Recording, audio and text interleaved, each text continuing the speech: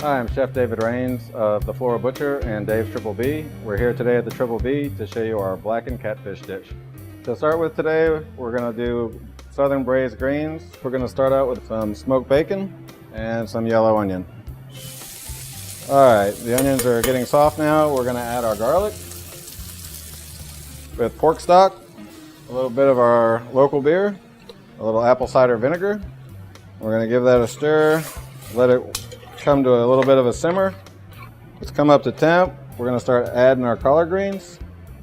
And just give it a stir, and you want to keep stirring it until you get them to wilt down into the liquid. It's at this point where you can go ahead and add your brown sugar to it.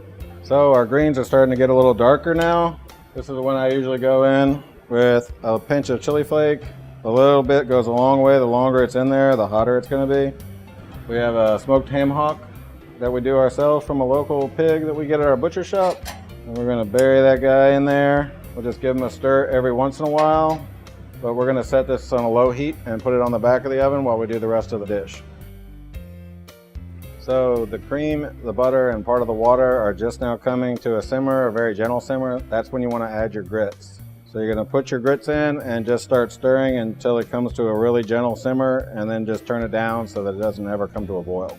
And now is when you want to add cheddar cheese, a little mozzarella, cream cheese. And just keep stirring while you're getting those to melt away so that they don't stick to the bottom or anything like that. We're going to set it off the fire a little bit because we don't want it to get any thicker. It's going to hold its heat really well. And we're going to start on our beurre blanc. We're going to saute our shallots down very gently. Now we're going to go in with our white wine. We have a couple lemons. We're going to let it all simmer together. Don't be shy about crushing down the lemon with your whisk. You want to get all the juice in there, and you want it all to reduce down to just about a syrup at the end. So we have reduced all the liquid almost completely out. Now is when you can add a little bit of heavy cream. I'm going to drop the temperature. Then I'm going to start adding in cold butter. All right, we've got all of our butter incorporated into our beurre blanc, and we're ready to strain it out. Again, you do not want your beurre blanc to get cold, or it will break when you try to warm it back up again.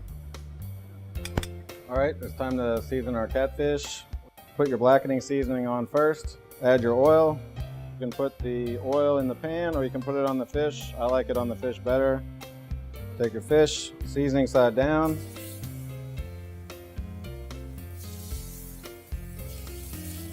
And let them go.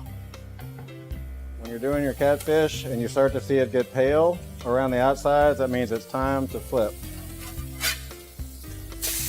We love to use U.S. farm-raised catfish for this dish because unlike most freshwater fish that you might get, it has a really mild texture.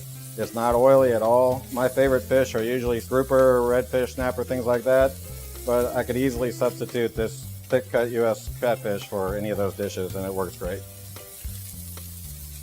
All right, it's time to plate our catfish. First thing we do is add our cheesy grits to the plate. Then we can go in with our braised greens. And we go down with our catfish. And our nice warm beurre blanc, we go on top of the fish. Once we finish the beurre blanc, we finish everything with a biscuit at the Triple B. And that is our U.S. farm-raised blackened catfish.